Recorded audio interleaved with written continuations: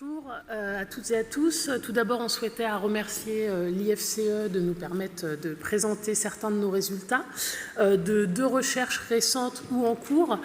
L'une portait spécifiquement, je l'ai pu l'évoquer très rapidement tout à l'heure, sur les dirigeants de structures équestres. On entend par structure équestre les centres équestres, les poney clubs, les centres de tourisme équestre ou des établissements hybrides qui proposent plusieurs de ces prestations. Et puis donc une enquête en cours qui porte cette fois spécifiquement sur les moniteurs d'équitation. Donc cette communication à deux voix avec Tanguy, auquel on associera Émilie Salamero, notre collègue qui n'a pu être présente aujourd'hui, va s'organiser en trois temps. Tout d'abord, un temps où je présenterai un petit peu le contexte, les constats de départ qui nous ont amenés à se poser ce type de questions et les objectifs et la méthode utilisée. Puis Tanguy présentera certains des résultats et pour conclure, j'essaierai d'apporter quelques applications pratiques ou au moins quelques pistes de réflexion adressées à la filière. Donc sur la question du contexte, des objectifs et de la méthode, donc les deux recherches sur lesquelles s'appuie cette communication s'intéresse vraiment à deux métiers qui parfois se croisent, celui de dirigeant de structure équestre, celui de moniteur. Et ces études ont notamment abordé ces métiers au prisme des conditions de travail, des conditions d'emploi et des conséquences sur ces travailleurs. Donc ça fait pas mal écho finalement aux communications qui ont pu avoir lieu ce matin. Et certaines choses d'ailleurs se répondent parfaitement ou se complètent. Nous sommes partis d'un certain nombre de constats, notamment réalisés dans le cadre de travaux antérieurs, sur les moniteurs principalement, ceux d'Hassen Slimani, donc qui datent de 2014, des travaux plus anciens que j'avais pu réaliser avec Vérène Chevalier sur les moniteurs d'équitation ou sur les travailleurs des mondes équestres au sens plus large, et qui mettaient en évidence, tous ces travaux, des conditions de travail difficiles, parfois même épuisantes, et des conditions d'emploi précaires, mais aussi un fort turnover dans la profession. Donc, a priori, ça ne se dément pas. Hein, les travaux de ce matin semblent toujours aller en ce sens. Et puis également, et là aussi ça ne se dément pas, une perte d'attractivité de ces métiers qualifiés parfois de métiers passion. Donc ça, c'était un petit peu le point de départ de nos enquêtes. Donc les travaux récents qu'on a pu faire sur les dirigeants, les premiers résultats ont très vite finalement montré qu'on allait assister un petit peu à la même chose chez les dirigeants. C'est pour ça que tout à l'heure je disais que finalement les dirigeants étaient parfois un petit peu stigmatisés comme des tyrans, ou je ne sais plus les expressions qui ont pu être employées ce matin, mais parmi les dirigeants qu'on a pu interviewer, on a aussi identifié des conditions de travail parfois assez difficiles. Donc un petit peu des problématiques similaires, en tous les cas pour certains de ces dirigeants. Également un assez fort turnover, en fait, des gens qui sortent de la profession et une baisse aussi d'attractivité de certains, chez ces dirigeants. On a pu aussi mettre en évidence chez ces dirigeants, comme ça avait pu être fait chez les moniteurs, des conditions donc, de travail difficiles qui allaient potentiellement affecter la santé physique et ou mentale de ces travailleurs. Et donc potentiellement aboutir à des abandons précoces du métier. Alors pourtant, tous, et j'ai envie de dire heureusement, hein, tous n'abandonnent pas. Et donc nous, dans cette communication, en tous les cas, l'idée c'est de s'intéresser à ceux qui restent, à ceux qui durent dans le métier. Et c'est notamment d'essayer de comprendre comment ils durent, comment ils font pour durer dans le métier, notamment en mettant en évidence des mécanismes, des ajustements, des réorientations de leur parcours, mais aussi dans leur activité de travail en tant que telle, et d'essayer aussi de voir quelles ressources ils peuvent ou non mobilisés pour pouvoir durer dans ce métier. Pour ce faire, on va donc s'appuyer sur deux types de données donc, qui sont issues de ces deux enquêtes. Donc, une première enquête, les deux enquêtes étaient des enquêtes qualitatives par entretien. Une première enquête donc, qui a été réalisée par Tanguy dans le cadre de sa thèse qui s'inscrit plus largement dans le cadre d'un contrat ANR. auprès donc d'une quarantaine de moniteurs qui exercent en Occitanie. Et puis, parallèlement, donc, une soixantaine d'entretiens réalisés dans le cadre de cette enquête sur les dirigeants au sein de 4 régions françaises, Normandie, Île-de-France, Grand Est et Occitanie. Et cette centaine d'entretiens a été associée à des séquences d'observation ethnographique dans les structures, afin d'essayer d'objectiver au mieux le discours et surtout les conditions matérielles et les conditions de travail, voire les conditions de vie quand tout était rassemblé sur un même site. Je vais maintenant laisser la parole à Tanguy pour qu'il puisse vous présenter certains des résultats.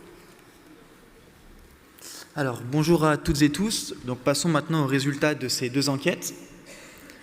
Alors, comment donc durer dans ce métier ? Alors, tout d'abord, les principaux résultats mettent en évidence des parcours professionnels segmentés, c'est-à-dire plutôt discontinus. C'est-à-dire que plusieurs bifurcations de parcours en changeant de structure, mais aussi et surtout par la forme d'emploi, donc en changeant de statut d'emploi, permettent de durer dans le métier.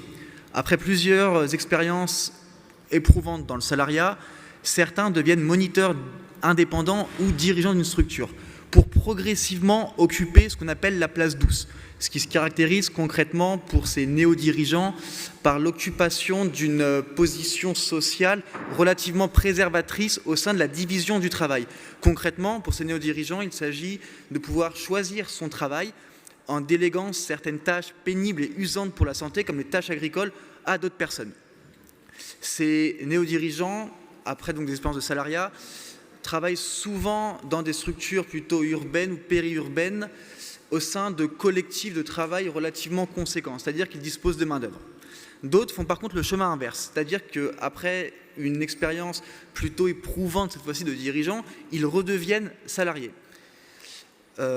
Redevenir salarié pour ces anciens dirigeants permet de mettre à distance une usure physique et psychique, ce que Olivier Crasset, dans ses travaux sur les artisans, appelle une usure combinée, causée par un rythme de travail, notamment du fait de l'astreinte et de la disponibilité temporelle et physique pour les besoins des équidés. Ceux qui étaient anciennement dirigeants et qui redeviennent salariés étaient souvent dirigeants d'une petite structure, cette fois-ci en milieu rural ou périurbain, et ne pouvaient compter que sur leur seule force de travail pour conduire leur activité professionnelle. C'est-à-dire qu'ils n'avaient pas forcément de ressources humaines pour qui compter.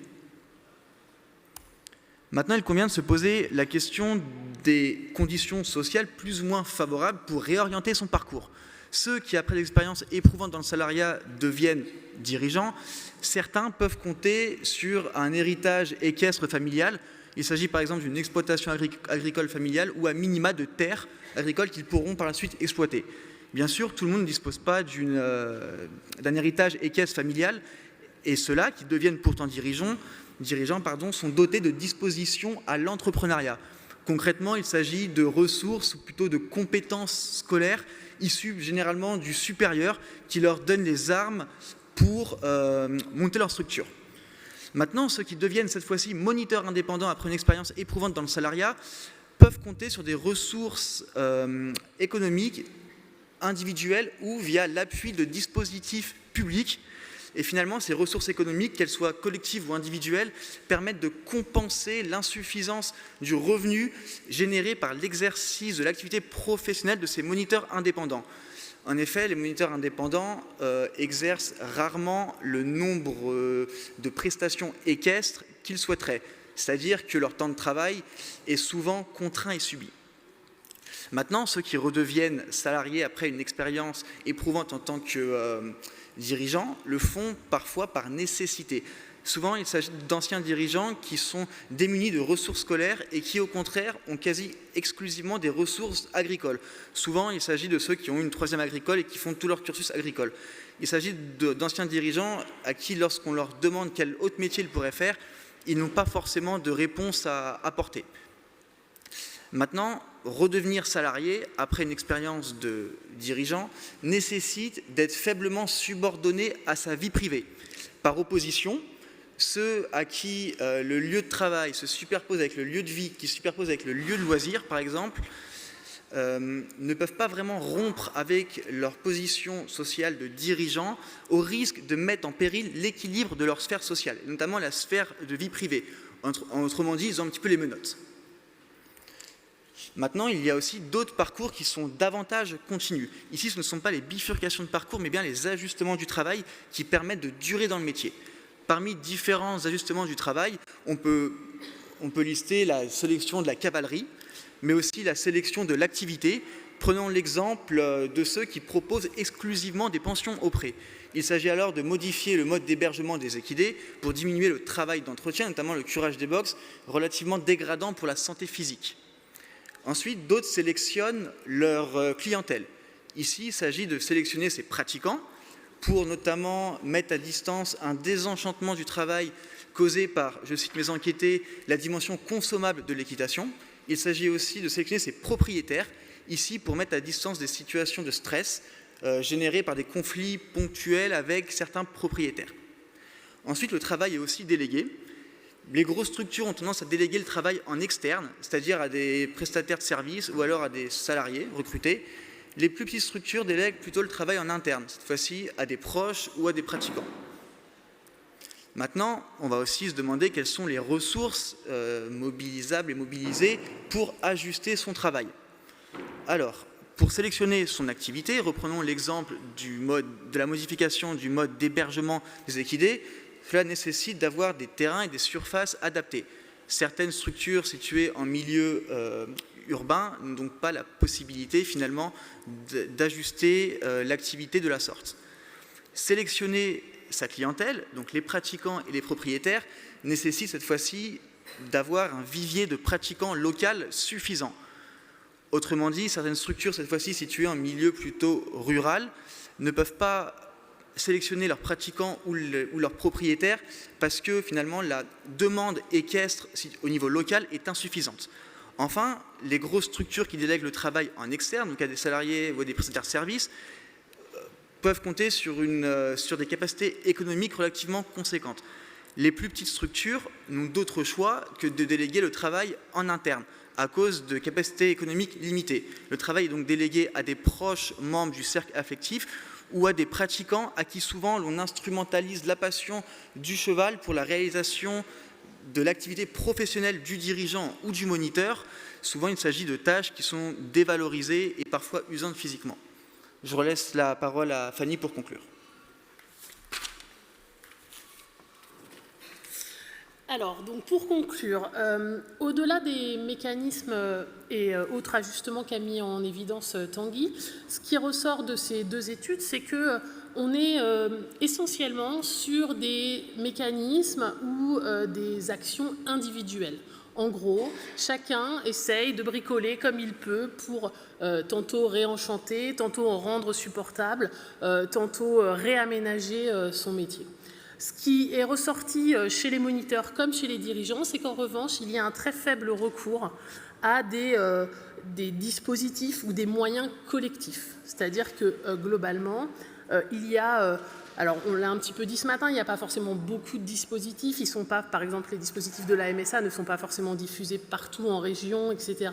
Mais ce qui ressort vraiment, c'est que même quand il y en a, ils sont très faiblement mobilisés, soit par méconnaissance, soit parfois par un petit peu de défiance ou crainte. La médecine du travail a par exemple une image chez certains dirigeants ou chez certains moniteurs qui est assez finalement anxiogène. Et donc du coup, on assiste plutôt à des bricolages ou des mobilisations de ressources, alors diffusées de façon assez inégale selon les dirigeants ou les moniteurs, pour essayer en fait de durer dans le métier.